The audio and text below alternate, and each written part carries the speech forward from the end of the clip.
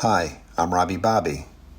This video is the fifth in a series that examines the laundry list, otherwise known as the 14 traits of an adult child. The topic is trait 5, which reads, "We live life from the viewpoint of victims and are attracted by that weakness in our love and friendship relationships." The key to understanding this trait is the difference between being an actual victim and playing the victim role. These are two completely separate things, although they are interconnected. As children, we were victims. We were actual victims, and our parents were actual perpetrators. Otherwise, we wouldn't be an ACA. If you're not sure about this, then go work the first 5 steps of the program, which examine your childhood. However, even if you can identify as being a victim as a child, you may think, "That was then, but this is now. I'm no longer a victim." True, but the ACA program states that we revert back to a state of childhood.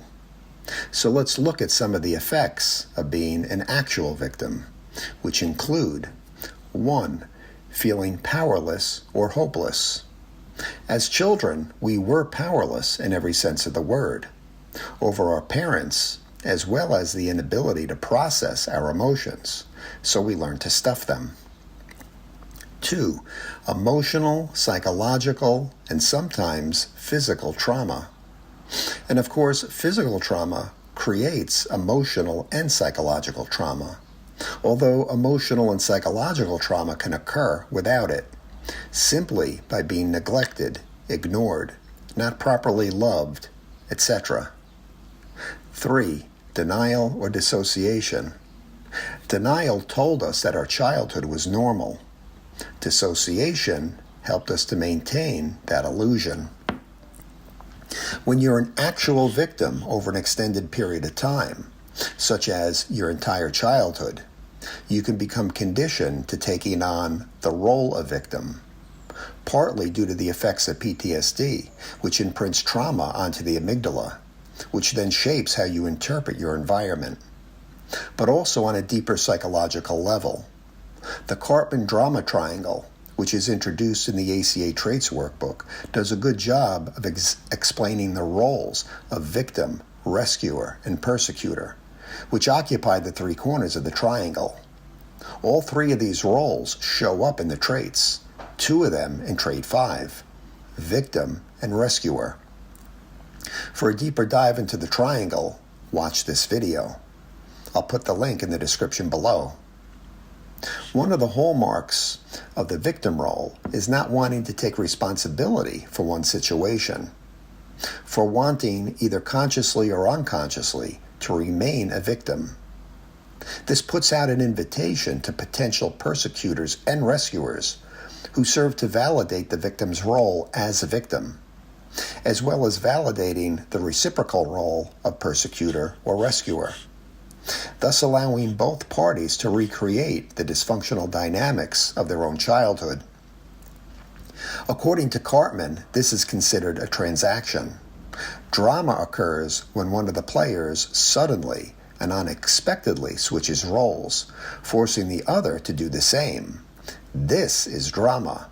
It's also an example of trait 8. We became addicted to excitement. If you're new to the triangle, this may all sound very confusing. If so, don't worry. All of the traits are examples of playing the victim role, not just trait 4. When I isolate, either physically or emotionally, I'm playing the victim role. When I seek external approval, I'm playing the victim role. This not only helps me understand trait 4, it helps me understand each of the other traits when I look at them through the lens of victim role. And now let's look at the second half of the trait, and are attracted by that weakness in our love and friendship relationships.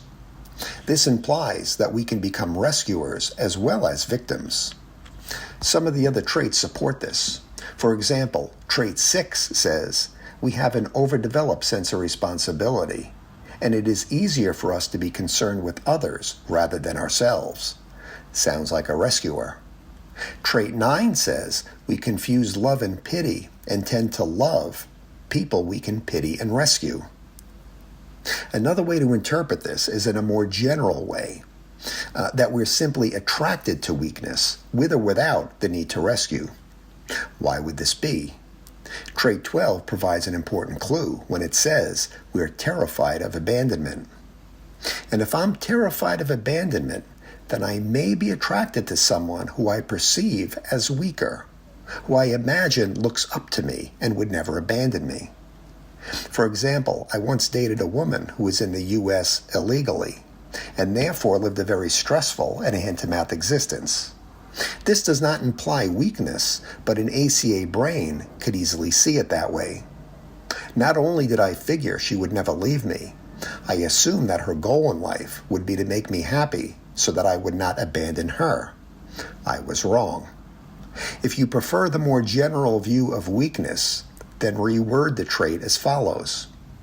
We live life from the viewpoint of victims and are attracted by weakness in our love and friendship relationships. I like to think of it both ways. And finally, I'd like to point out the relationship between the two types of victims. I think it goes without saying that being an actual victim in childhood, victim of abandonment, leads to playing the role of victim as an adult. That connection may be obvious. However, when we play the victim role as adults, it leads to self-abandonment. Thus, we recreate and relive our own childhood. The only difference is that we now do it to ourselves. In other words, we are the perpetrator as well as the victim of our own self-abandonment. And when we abandon ourselves, it almost guarantees that we will emotionally abandon those we love. So how do you end this vicious, self-perpetuating cycle? According to ACA philosophy, the solution is rooted in self-love, self-acceptance, and self-approval. The third Tony A step says, we made a decision to practice self-love and to trust in a higher power of our understanding. I believe this is the key to switching off not only trait 4, but the other traits as well. However, self-love for an ACA is easier said than done. You might as well ask them to fly to the moon by flapping their arms. The fact is that you'll need to work all 12 steps and attend regular meetings. This is how you carry out your Step 3 decision. Just do that one day at a time, and gradually self-love will happen on its own, without being forced. And that wraps up this video, which was meant to be food for thought. If you got something out of it, please click like and subscribe and forward to a fellow traveler. I'm Robbie Bobby. Thank you for listening, and as always, keep coming back.